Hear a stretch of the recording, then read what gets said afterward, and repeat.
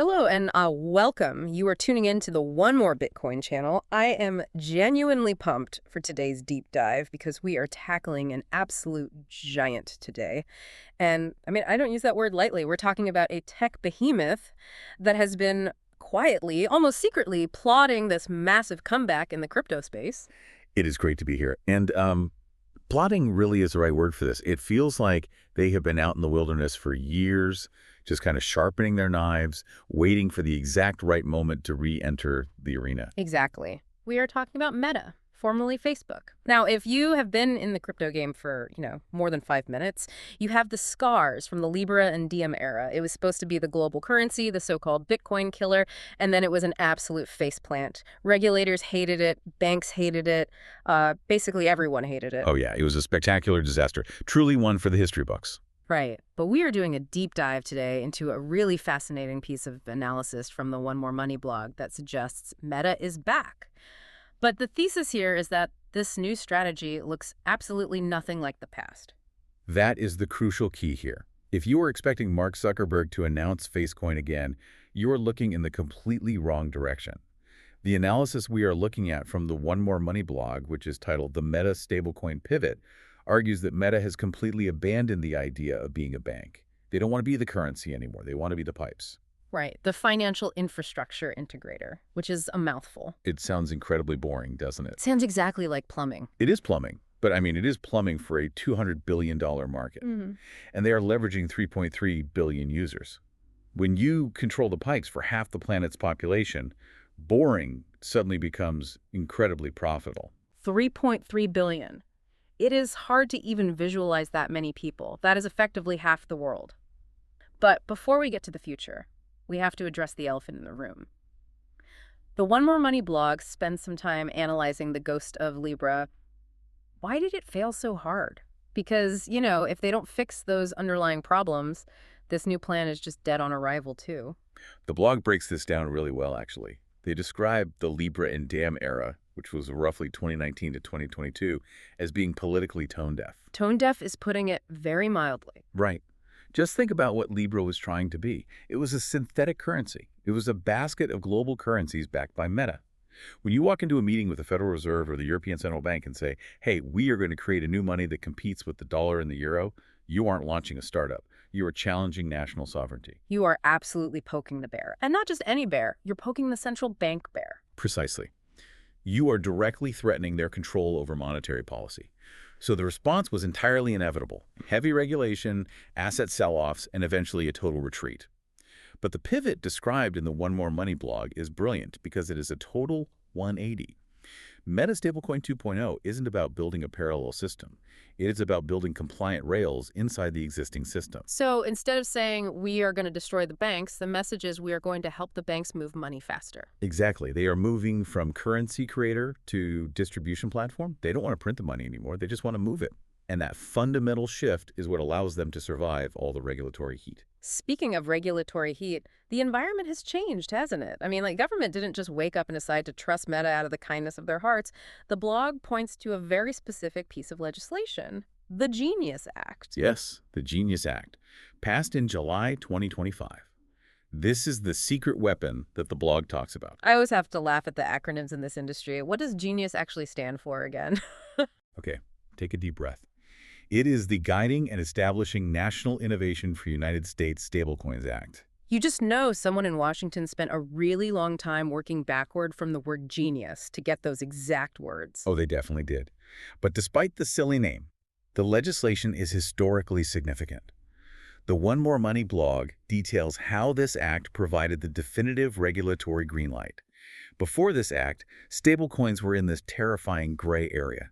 The SEC was constantly circling, asking, are these securities? Are they commodities? And if they're classified as securities, you can't just casually send them to your friend over WhatsApp. The friction is way too high. You'd have to register every single transfer. Correct.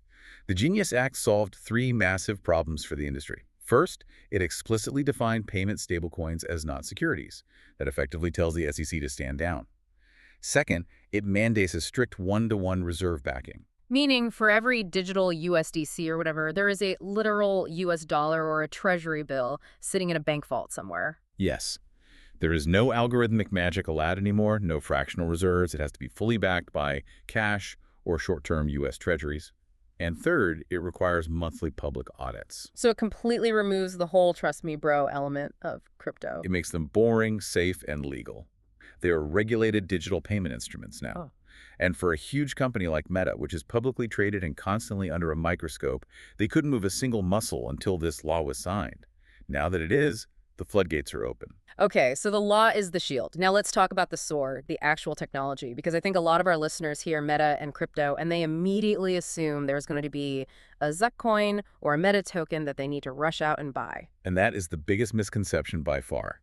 The host of the One More Money blog hammers this key point home. There is no Meta coin. I want to emphasize that topic key point on no Meta coin. It is worth repeating. There is no token to pump. No proprietary token at all. They aren't trying to issue a coin. They are integrating established third-party stablecoins. We are talking about USDC, USDT, and other regionally compliant digital dollars that already exist in the wild. That is actually a very smart, very low-ego move on their part. Just let Circle or Tether worry about the reserves and the monthly audits. Meta just handles the user interface. It successfully outsources the hardest regulatory risk. But to make this work smoothly, you need serious infrastructure. You can't just plug USDC into WhatsApp and hope for the best. This brings us to the crucial tech partnership the blog highlights, which is Stripe. Right, Stripe, the massive payments processor, and specifically their acquisition of that company, Bridge. Right, Stripe bought Bridge for $1.1 billion. Which is a staggering amount of money for a company most normal people had never even heard of. It's a massive price tag. But the One More Money blog describes Bridge as the abstraction layer. Think of it this way. You're on WhatsApp. You want to send $50 to a friend in Paris. You have USDC in your wallet. Okay, I have my digital dollars ready to go. But your friend in Paris doesn't want USDC. They can't buy a croissant with a digital dollar. They want euros in their traditional bank account. Normally, that is a complete nightmare. I would have to send crypto to an exchange, sell it for euros, withdraw it to a bank, and there are fees everywhere. Exactly. The Stripe and Bridge infrastructure handles all that conversion in the background almost instantly. You send USDC, the system converts it via the most liquid path, and your friend receives euros. Neither of you necessarily needs to know that crypto was ever involved in the transaction. See, that is the holy grail of adoption. It is like sending a photo. I don't need to know anything about JPEG compression algorithms or packet switching to send a selfie to my mom. I just hit send. Precisely. The complexity is entirely abstracted away. That abstraction is the actual product. It makes sending value as easy and as cheap as sending a text message. So why now? I mean, besides the law passing, the blog mentions a concept called the super app race. Is this just Meta desperately trying to copy WeChat? It is the absolute core why behind the whole strategy. If you look at Asia, you have WeChat and Alipay. They aren't just chat apps. They are your bank, your grocery store, your travel agent, your social network. You can live your entire life inside WeChat without ever leaving the app. And in the West, we are totally fragmented. I bank with Chase, I chat on WhatsApp, I pay my friends with Venmo, I buy stocks on Robinhood. Nothing talks to each other. There is a massive void here in the West. And there's a massive competition to see who can build the first true Western super app. The blog lists the main contenders. Obviously, Meta is one. Then you have X, formerly Twitter, under Elon Musk, who has been very vocal about wanting to build the everything app. And you also have Telegram, which is leveraging the TON blockchain. Telegram is actually pretty far ahead on the tech side of things right now. They are very far ahead technologically, but Meta has the one thing nobody else has. The raw user base. 3.3 billion monthly active users. The expert in the blog argues that even if Meta only gets a 10% adoption rate, just 1 in 10 users activating this wallet, that is 330 million people. That would be the largest crypto onboarding event in human history, literally overnight. That is a drop the mic statistic right there. You can have the best blockchain tech in the world, but if your grandma isn't using it, it really doesn't matter. Meta has the people. It is a distribution play, pure and simple. So let's make this real for the listener. Distribution play sounds great for Meta shareholders, but what does this actually look like for a regular user? The blog outlines some specific use cases. What is the killer app here? The first major one is the global creator economy. And don't just think about big US YouTubers, think globally. Imagine a creator in Indonesia or Nigeria. Okay, I am picturing them. Right now, if they have a fan in the US who wants to tip them $1 single, it's practically impossible. Credit card fees are 30 cents plus a percentage. PayPal fees, exchange fees, that dollar is completely gone before it even arrives. And it takes days to actually settle in their local bank. But with stablecoin integration, that US fan sends 1 USDC. It arrives instantly in the creator's wallet in Indonesia. The cost is negligible, literally fractions of a cent. It makes microtipping economically viable on a global scale for the first time ever. That is huge for financial inclusion. It totally democratizes monetization for people outside the US. Then you have WhatsApp Business. This is massive in places like Brazil and India right now. I have traveled there. WhatsApp is basically the internet in those countries. You order food, you talk to your doctor, everything happens on WhatsApp. Exactly. But the actual payments are still clunky. Small merchants need point-of-sale terminals or expensive merchant accounts.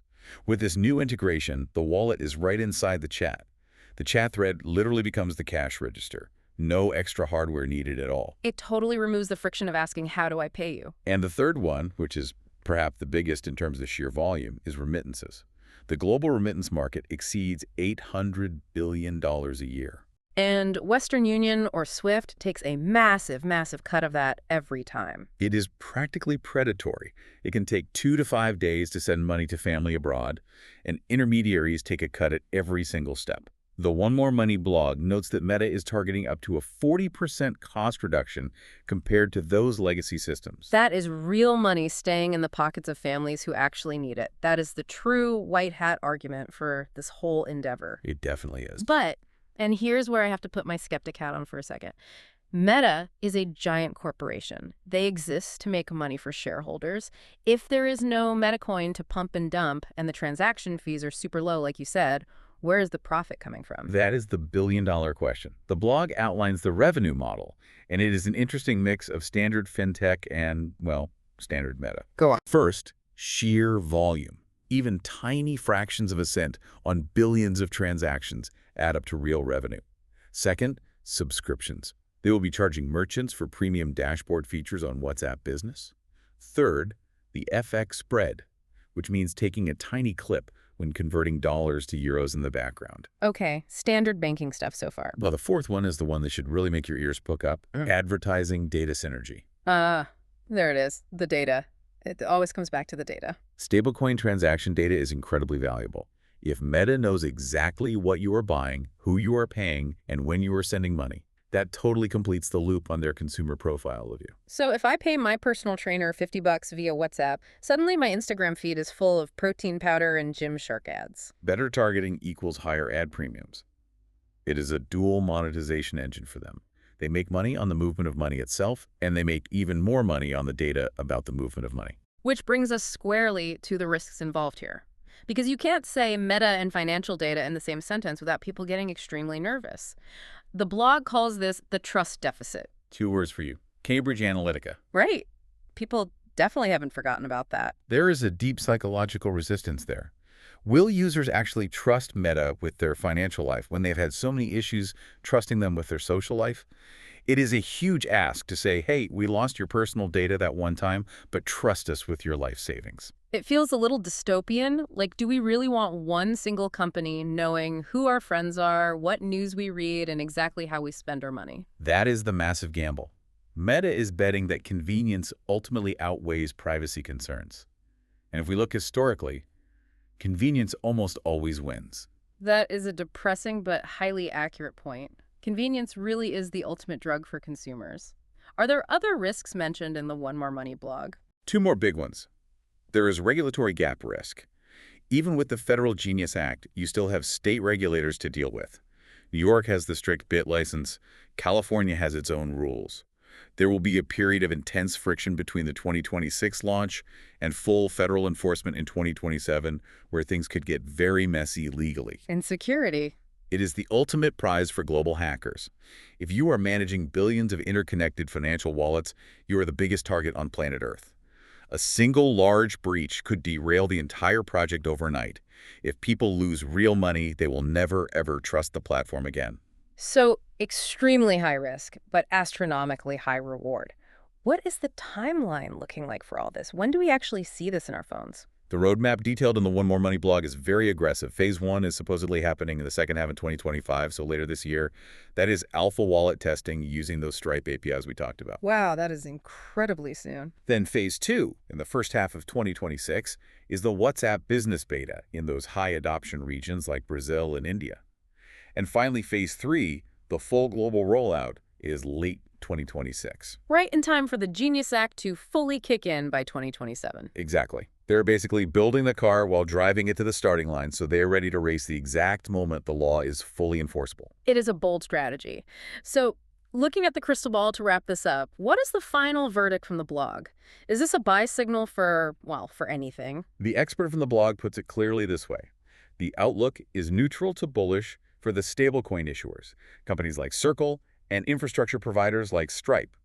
If this works, the total market cap of stablecoins could easily double or triple. But for the average crypto speculator who's just looking for a moonshot token? There is absolutely nothing to buy here. This isn't a to-the-moon play. This is institutional crypto at scale. The blog says explicitly this isn't a rebellion against the financial system. It is a full integration into it. That is a really powerful summary. Meta is growing up. They are moving from the disruptive teenager trying to break the bank to the mature partner trying to run the bank's software. And it leaves you with a wild thought. What happens to traditional banks when WhatsApp becomes the default checking account for the entire next generation? It completely redefines the banking sector. The plumbing is finally being laid, and it's going to change everything.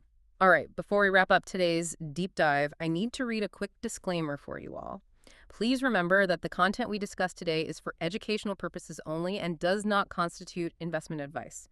We are not responsible for any investment losses incurred based on this information. Always do your own research. Always. Please don't bet the farm based on an internet deep dive. Thank you for watching. And hey, if you are interested in cryptocurrencies, RWA, DeFi, and Bitcoin investment, you need to subscribe to the One More Bitcoin channel right now so you don't miss out on the latest videos in the future. And please remember to like and comment on the video as well.